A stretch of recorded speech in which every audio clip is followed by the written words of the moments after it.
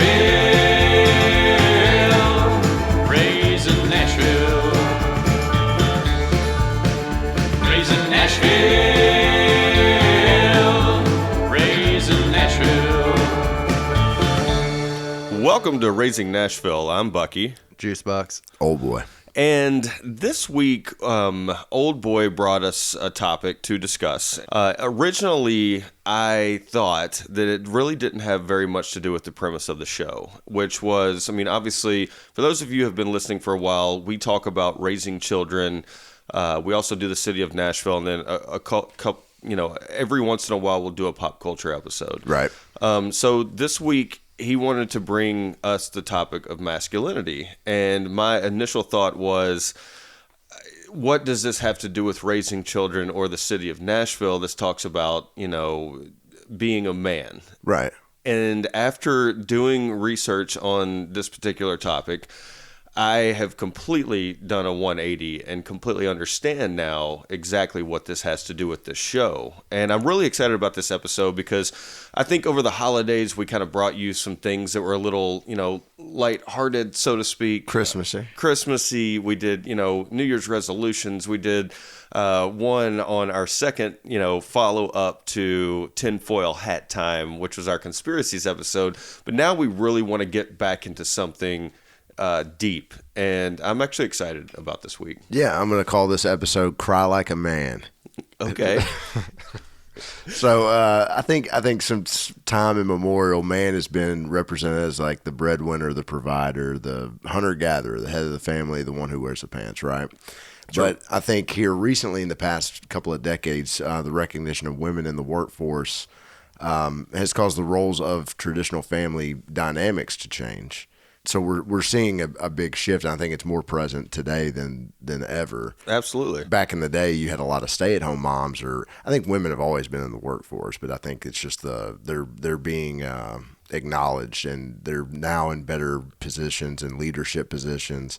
And they're they were heavily in the workforce in, what was it, World War II? Right. I can never say the word world. World War II. World War II, yeah. Where, the posters of the women with the arms up, and they kind of took over the workforce while the men were fighting. Yeah.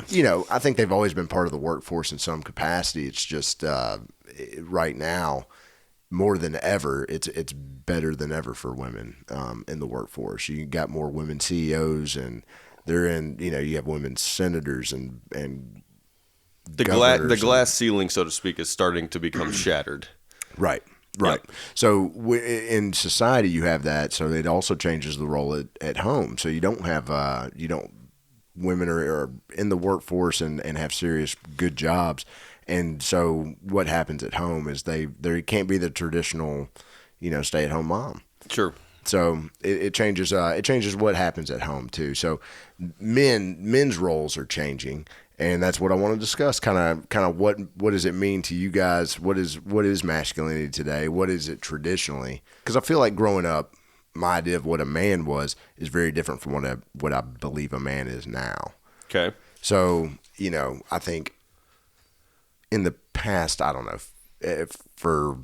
in modern history, I think a man is that stoic, show no emotion, doesn't cry, and doesn't spend a lot of time like rearing children either.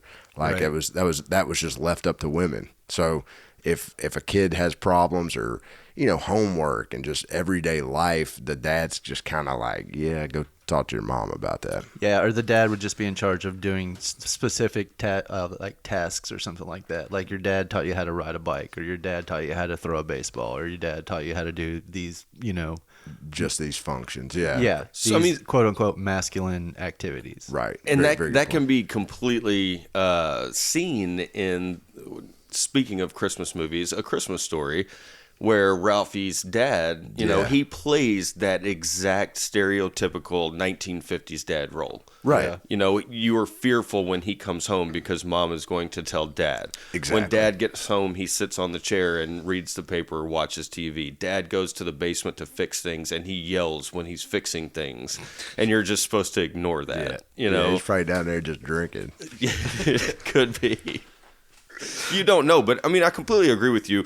There was, the idea of being, masculine in today's time is obviously completely different, and we've all been shaped by different childhoods. Sure. And I think that's exactly where it starts is, when you were a kid, I don't know.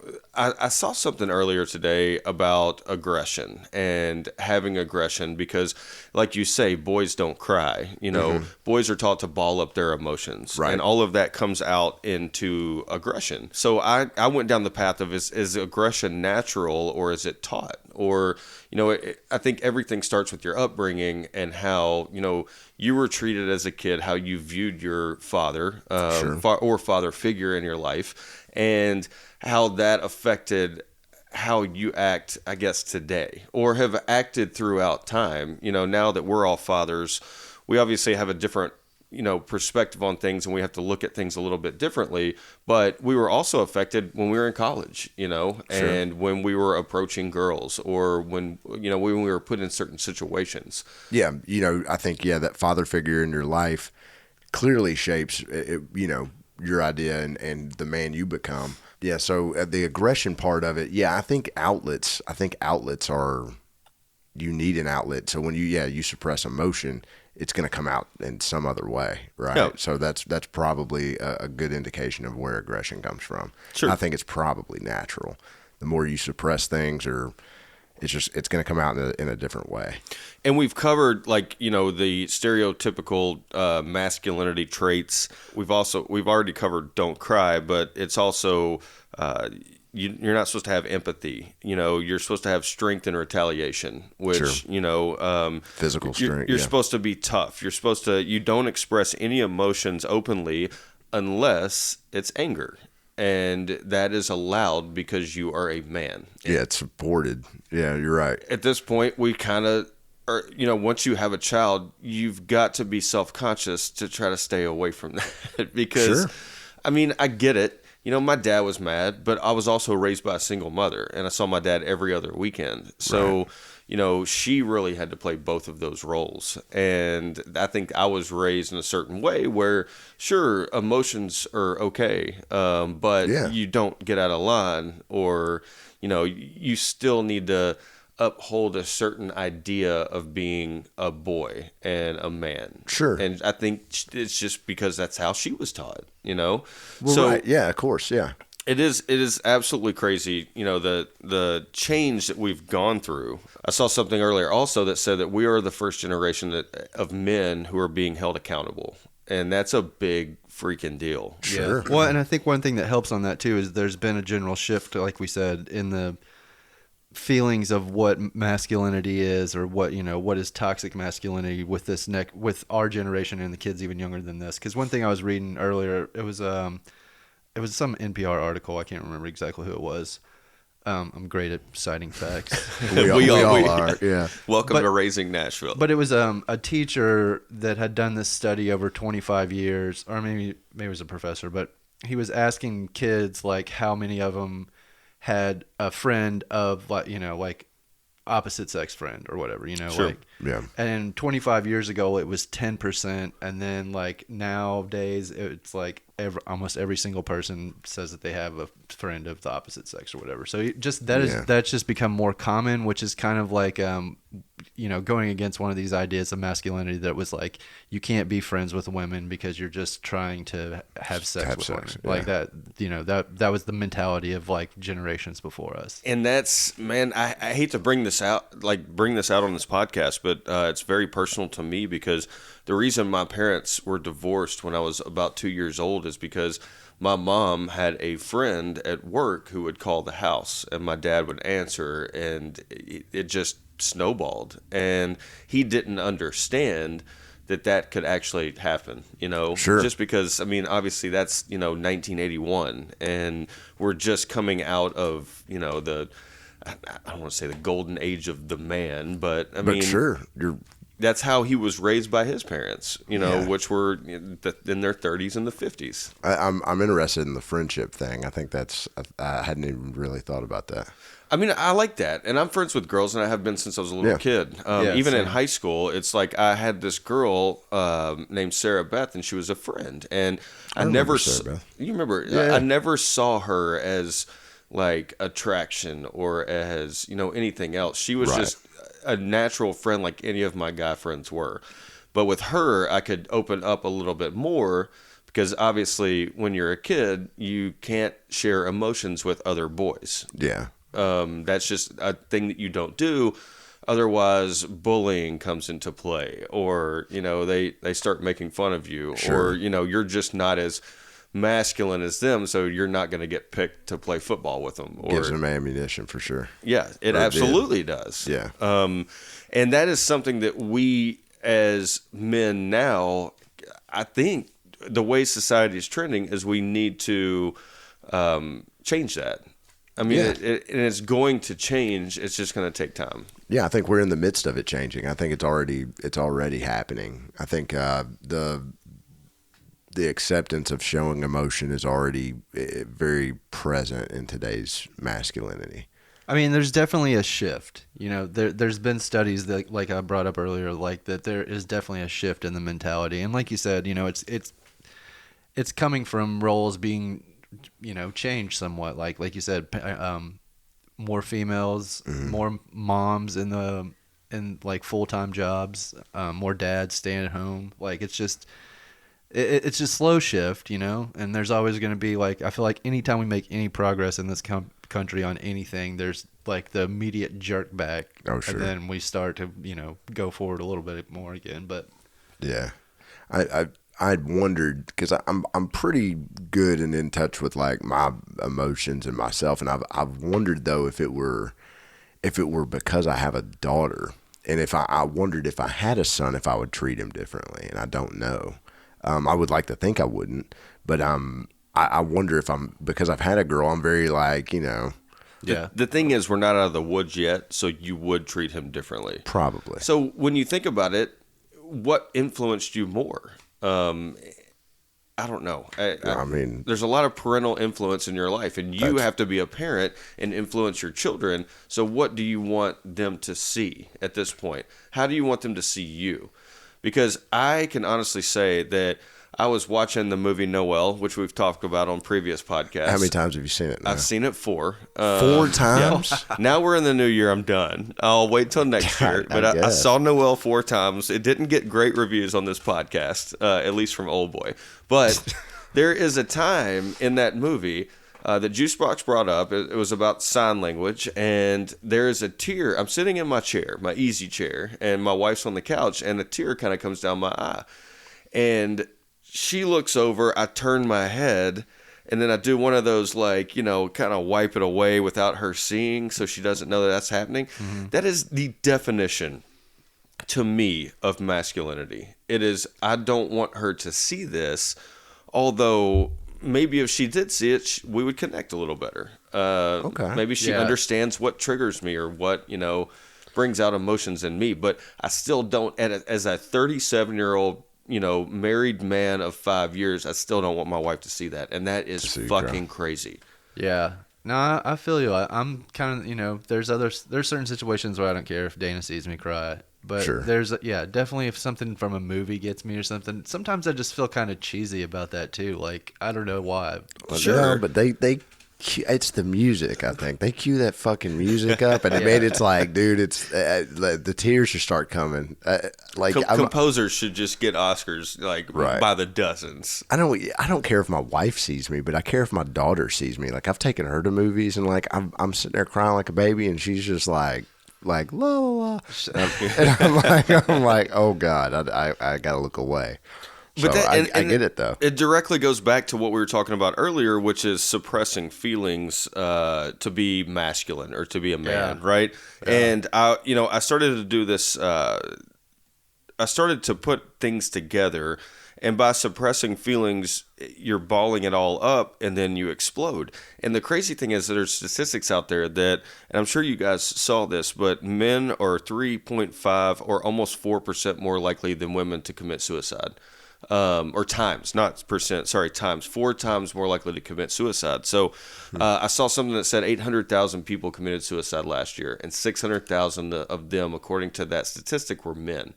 And I think that is because we were taught to ball up these emotions and never show them, and then you just reach the end of the line. And that is very heavy, and it's something that needs to be changed. And if that's you, I don't know, talk to anybody. I'm not trying to say that we're trying to suggest anything on this podcast. I'm not trying to do anything proactive to people at this point, but I just want to say that is a crazy statistic. So yeah, that is pretty nuts, man. And as part of Masculinity, I also did some other things that said we're 80% more likely to get heart disease and 50% more likely to get cancer.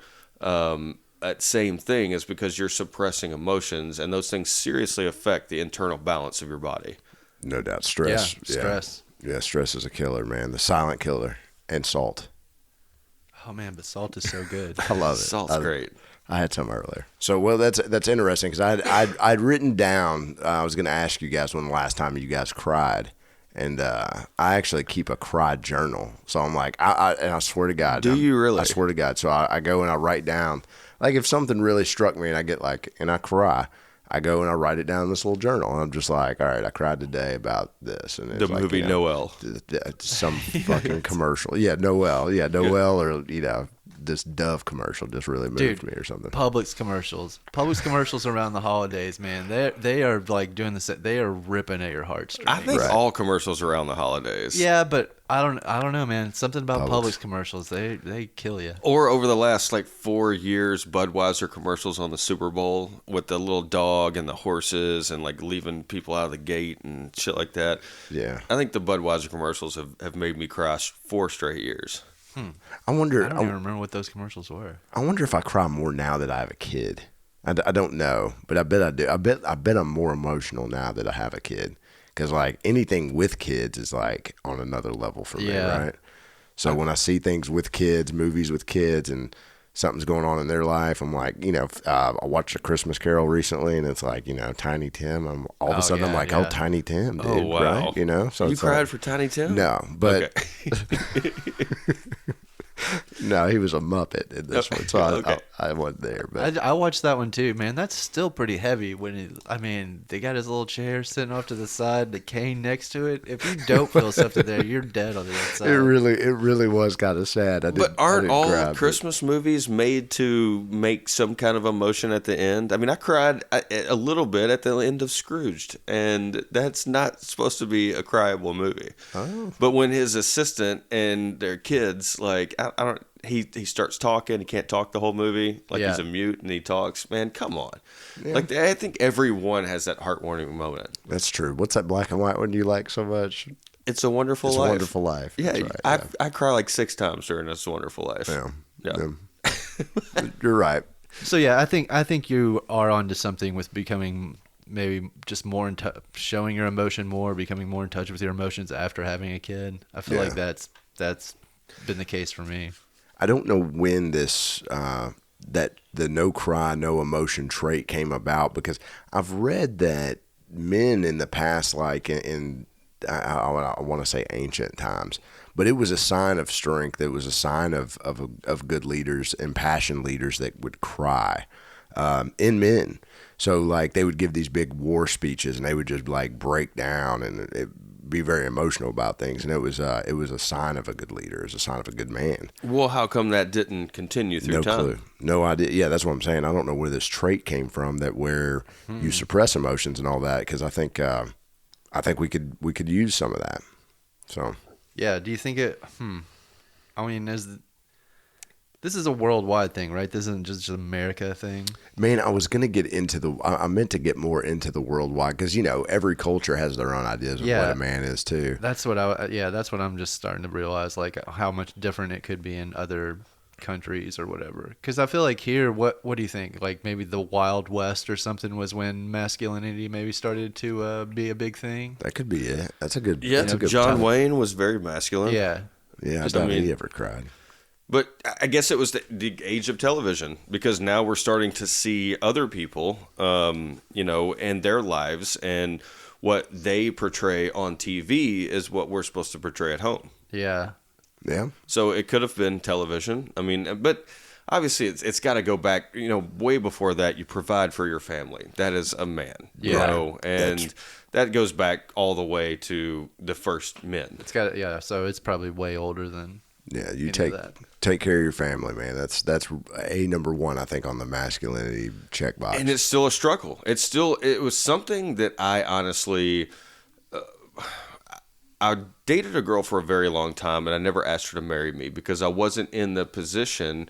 One, she was the wrong person, but two, I wasn't in the position to provide at that time. Correct? Like I was a lot younger. I, maybe was just out of college and didn't have all that much money, and didn't have a completely like this is the stereotypical job for what my age was, and I couldn't buy a house, and I couldn't do these things, and so that weighed heavily on the delay of when it happened. Now, it couldn't have been better timing because true colors were shown, but what I'm saying is now that is all out the window to me, because my wife makes more money than I do. She has a better title than I do. She is way smarter than I am. And mine too. And that, to me, I love that. I want her to work because she wants to work and she loves what she does, right? Hell yeah. And back then, it was like, I'm so worried about providing. And now, we often discussed if I would stay home with the kids and if I would be like that. I mean, I'd go stir crazy and I would have cabin fever like no one has ever seen. But that is a possibility, because I have married someone who is way better than I am. You did. You married up. Congratulations, by the way. So that's a step. When Juicebox talks about, taking steps, that is a step forward. Sure. Now, with that being said, I still have like traditional masculinity traits that reside in me. And it takes generations to get over something, right? Mm-hmm. I talk very personal on this podcast. My dad was a homophobic until, his daughter came out. And it took him time. Like, I'm talking decades time to get over this. And now he is completely accepting and understands. So I think these traits from masculinity, it's going to take generations, but I think we're going in the right direction. Yeah. I think things like, Me Too just open up your... It puts it under a magnifying glass. It does, but it makes you read more into it. It makes you think about what you're doing, and which has never been in the past. Because like I said earlier, we're the first generation to be held accountable. Before this, it was just a submissive culture. You're right. That shit is insane to think about. It really kind of is. I mean, to think what men got away with, and because women were too afraid to speak up. Mm-hmm. Well, and they were just being protected by other men also. Right. Yeah, whatever a woman would say would be debunked. Work against them, actually. So one more thing I wanted to definitely talk about today is other than... this is going to be stupid. Masculinity means being macho, and there's a wrestler named Macho Man. And he was the definition of masculinity. That's a good point. We could probably cut that out because I have no idea why I brought that up. I wrote it down. I have no seg into it or no seg out of it.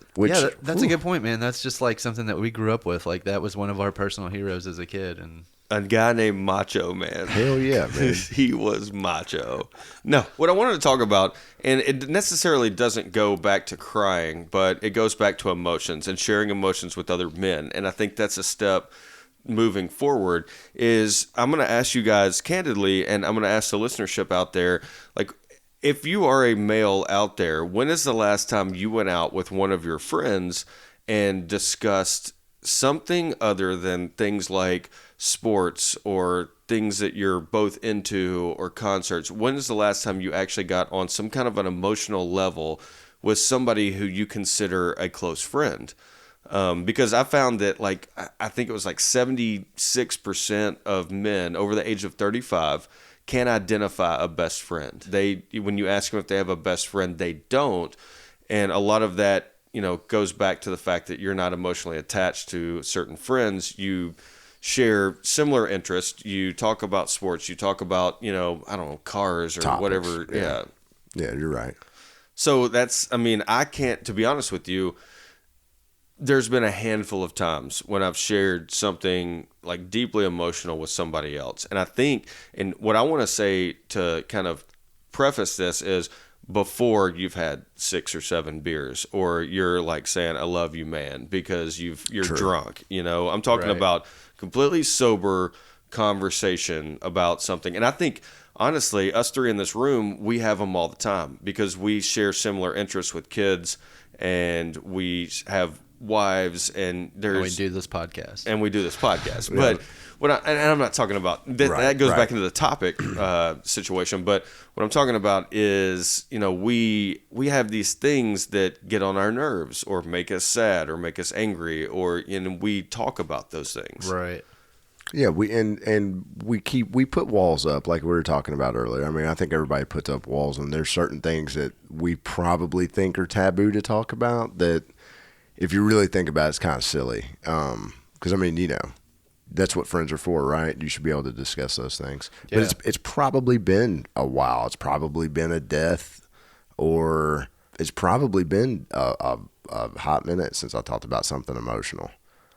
Just completely sober, just, letting something out. See, I feel like, does talking about like your relationship or your marriage or anything like that, because I feel like I talk about that with all of our friends that are married a lot, Right. and we have friends that are getting ready to have a kid. Well, they have a kid now. Yeah, I guess.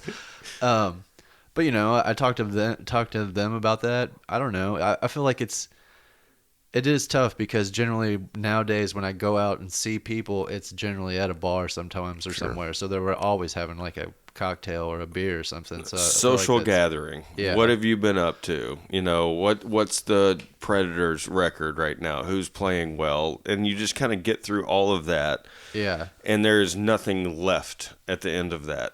Or you just circle back around. But you really don't get, like I said, on an emotional level, unless you're hanging out at somebody's house and it's just you and them. Because then you're in a kind of I hate to use this word because I hate this word, but safe place to where there's not a group of people judging you. It's just you and one other person. Well, yeah, and you can have a more of a uninterrupted conversation that way. Right. True. But it's healthy. I mean, I honestly think, that should happen more. And maybe it does help us transition. But the way I'm saying is, what I was saying, it was generational, and we're, moving through this, and it's going to take time. It's going to take generation. Now it's on us as parents. True. And it is 100% on us to influence our children who, for those of you who have never listened to the podcast, are 5, 2, 9, and 1. Yeah.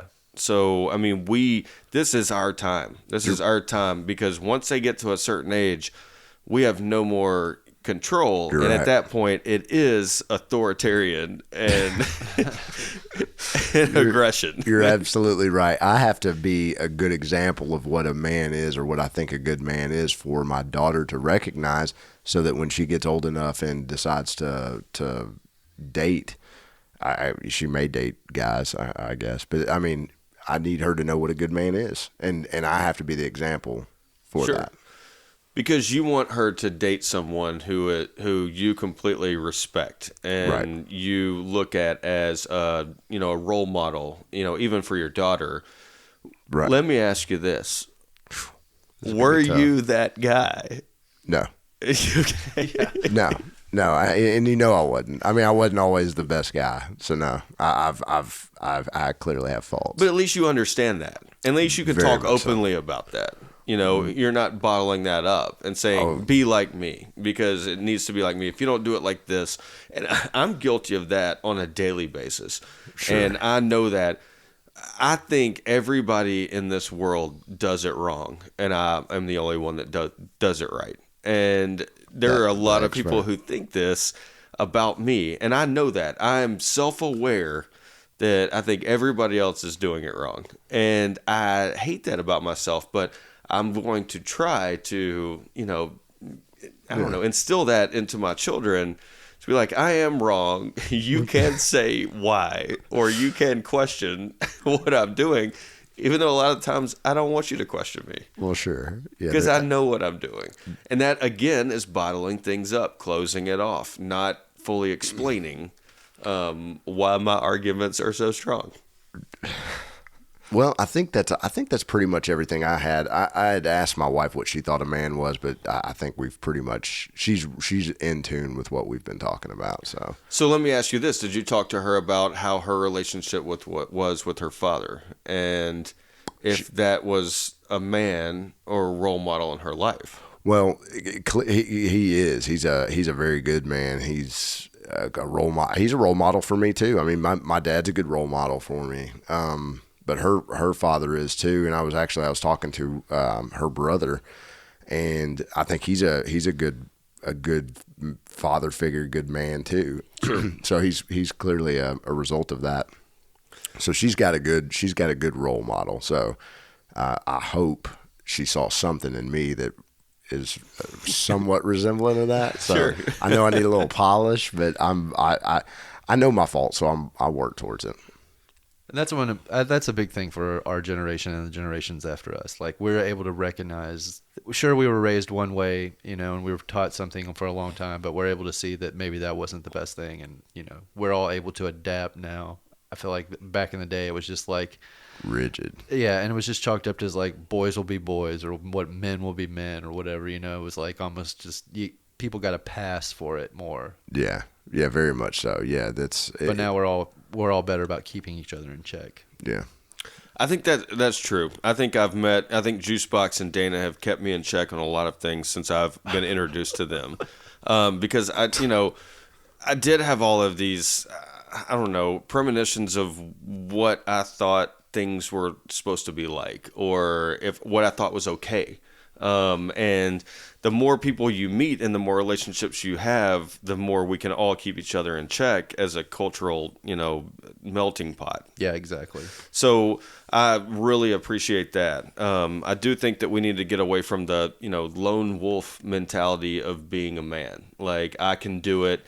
Nobody can tell me nothing. Like, can't nobody hold me down. Can't nobody. No, I don't like that one. I don't like Puff Daddy. It's time to get away from P. Diddy in the 90s. Yeah, please.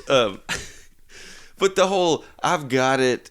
I don't need any help. It's my way or the highway. This whole idea, we just need to open ourselves up, and I'm 100% guilty, and I'm gonna go down more self-reflection on this topic even after this podcast is over, because now I'm completely interested in it. So I would really encourage anybody out there, to men and women, to look up what it means to be a man in today's time, because it is different and it is difficult, to be honest with you, because you think that your generation before you had it easy.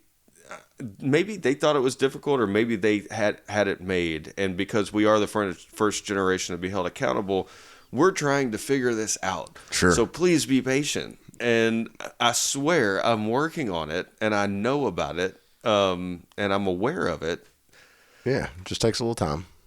It does. But I encourage anybody out there to go, look into it. Look into masculinity. And it's a topic that you can, seriously go down. And for women too, who do you want your daughters to, marry, and what kind of traits and characteristics do they need to have? Yeah. For men, how do you raise your children? Both, like, the old boy has a daughter. Me and Juicebox have sons. It's, we've got to raise them to be the proper person. Because I remember my mom she instilled two things into me that carried on for a while. You never cheat on a girl, and you never put your hands on a girl. And I've never done either of those things because I was scared to death of my mom. And that, hell yeah. We talked about the paddle, because that is something like she had to do, Right. Yeah. That's really good. Yeah. I don't know why I just thought about this. One thing my father instilled in me was to be respectful to my mom, to women, right? But that is something that was a transition piece back in the day, is like in the 70s and 80s. You're going to respect your mom. You know, I'm going to go to bat for your mom. Exactly. And today, that still rings true in me. If he's starting to yell at his mom, that ain't going to happen. Yeah. You know, shut it down. But is that a protective characteristic? No, of I mean her? that's teaching respect. I think that's just. I agree. I mean, I guess in twofold, it's respect of women and respect of your elders. Right. You know? Exactly. Yeah. I don't let my daughter talk to me that way either. I shut it down. I'm like, Well, yeah. I mean, there's certain parts of raising children that we still have to stay. There's still things. Yeah, the respect thing is big on my list. Sure. So, and don't lie. Don't lie. Don't steal. Take care of the little guy. Cheat.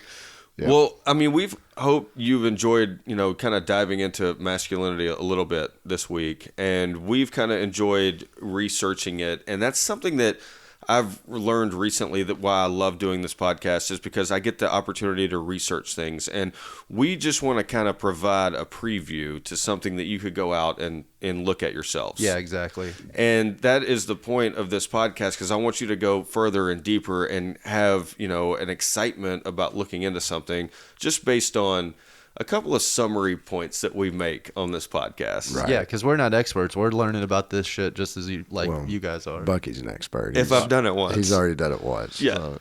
But you're right. It's a deep subject that you can do your own research on. I mean, there's a plethora of information, and like you were saying, TED Talks and stuff like that. I might check that TED Talk out. All right. Yeah, there's a couple of TED Talks on masculinity out there. Go search that. But if you like the podcast, as always, go on the socials and like us. Check out our Instagram stories at Raising Nashville Podcast. If wherever you find your podcast, please go on there, subscribe, rate us. It helps, and we love doing this every week. So we'll be back next week with an all new episode. Yes, we will. We hope you guys enjoyed listening. If you don't have children, Have one. Catch up. Yeah, we want you to know what we go through. Yeah, the fear. I would say I'm sorry if I thought that it would change your mind. But I know that this time I have said too much, been too unkind. I try to laugh about